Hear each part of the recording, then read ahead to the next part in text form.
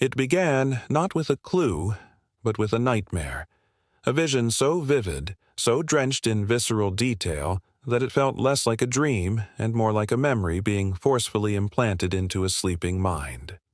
For a man named Danny, it was the night the dead started speaking. Our story, however, starts with a life full of light. Cindy James was a 37-year-old psychiatric nurse living in Richmond, a quiet suburb of Vancouver, Canada. To those who knew her, Cindy was the picture of competence and kindness.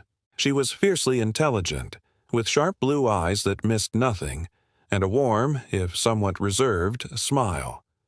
She dedicated her life to caring for society's most vulnerable, working with disturbed and dangerous patients. Her colleagues respected her. Her patients trusted her.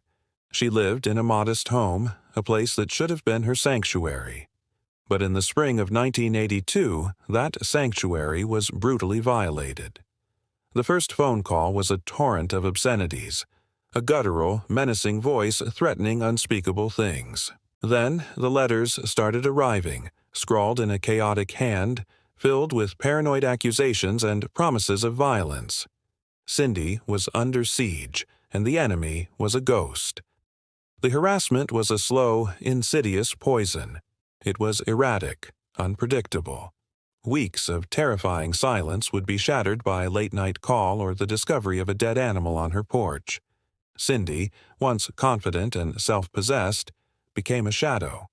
She installed extra locks, kept a police whistle around her neck, her once steady hands now constantly trembling. The police were initially sympathetic. They tapped her phone, staked out her house, but they never found anyone. The voice on the phone was always a distorted whisper. The perpetrator left no physical evidence. The investigation began to stall, and with it, a subtle shift occurred. The focus turned from an unknown assailant to Cindy herself. Was the capable nurse who dealt with manipulative patients every day now orchestrating an elaborate hoax? The theory was that it was an extreme case of Munchausen syndrome, a cry for attention so profound it had become a self-destructive nightmare. The evidence, or lack thereof, seemed to point that way. Cindy's friends and family were torn. Some believed her utterly. Others saw the logic in the police's suspicions. The doubt became its own form of torture. For 7 long years, the campaign of terror continued. It was a relentless cycle of attack, investigation, and dead ends.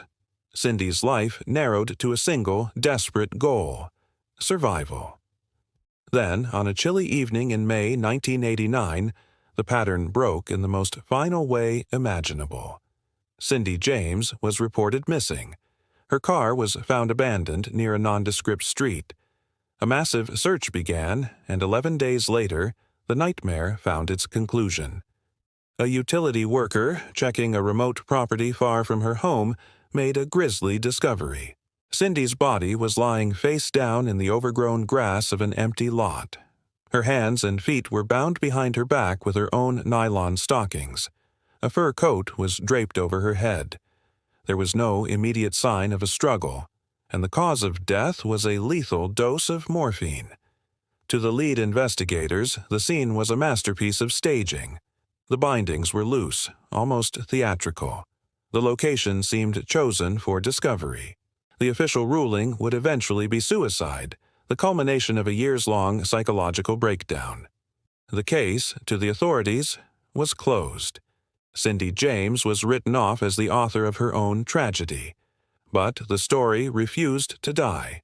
It lived in the hearts of her sister, Melanie, and her ex-husband, Roy, who never accepted the official narrative. How could a woman inject herself with a fatal dose of morphine, then somehow bind her own hands and feet behind her back? Their cries for justice were met with polite, firm dismissal.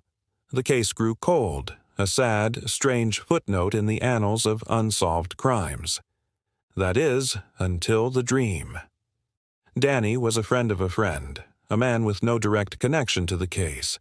He knew of it only through the fragmented, horrified whispers of the community. Then, one night he woke in a cold sweat, his heart hammering against his ribs. The dream had been hyper-realistic. He was standing in a specific, unfamiliar backyard. He saw a man, a face he'd never seen in waking life, digging a hole near a large, distinctive woodpile, and he knew, with a certainty that defied logic, that this was related to Cindy James. The dream recurred, night after night, the same backyard, the same man, the same act of burial. It was so persistent, so unnervingly detailed that Danny felt compelled to act. He couldn't ignore it. He contacted Cindy's sister, Melanie. Melanie, desperate for any shred of hope, listened. Danny's description of the man was precise. A tall, lean figure with a hawk-like nose and a particular way of carrying himself. And the backyard. Danny described features that matched a property that had once been connected to a man named Pat, a former Vancouver police officer. Pat had been a brief, turbulent presence in Cindy's life years before the harassment began. He was a man with a dark temper, and their relationship had ended badly.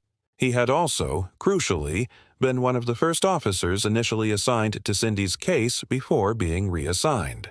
The coincidence was staggering. The dream wasn't just a vague premonition. It was a roadmap pointing directly at a suspect who had been hiding in plain sight. Armed with this new, utterly unorthodox lead, private investigators hired by the family began digging. Literally. They obtained permission to search the backyard Danny had described in his dream. The new investigation focused on Pat, uncovering a history of violence and manipulation. Former colleagues spoke of his obsessive nature, his knack for psychological games. The pieces began to click into a horrifying new picture. What if the harassment wasn't a hoax, but a long, calculated gaslighting campaign by a man who knew police procedure inside and out? A man who knew exactly how to avoid leaving evidence, how to create doubt, how to make a victim look insane. The motive? A twisted mix of revenge for their failed relationship and the sadistic pleasure of absolute control. The 7-year ordeal was not Cindy's creation. It was her prison, designed by a master manipulator. The climax of the investigation came not with an arrest, but with a chilling confrontation. Confronted by journalists, Pat denied everything with a cold, smug defiance. He admitted knowing Cindy but framed their relationship as insignificant. He pointed to the official ruling of suicide as the final word. But the public narrative had been irrevocably shattered. The dream had done what years of police work had failed to do. It had shifted the spotlight onto a plausible and terrifying suspect. While no new criminal charges were ever brought, the case remained officially closed. The court of public opinion reached a verdict. The haunting question was no longer, why would Cindy do this to herself? But how could the system have failed her so completely? The legacy of Cindy James is a ghost that still walks the line between reality and the unexplainable. Was Danny's dream a psychic vision? A subconscious mind piecing together scattered details into a coherent whole? Or was it something else, something more profound? A final, desperate act of communication from a victim who could not rest until her story was truly heard. We are left with the unsettling truth that sometimes the key to the darkest locks lies not in a fingerprint or a fiber, but in the silent, mysterious language of the human soul.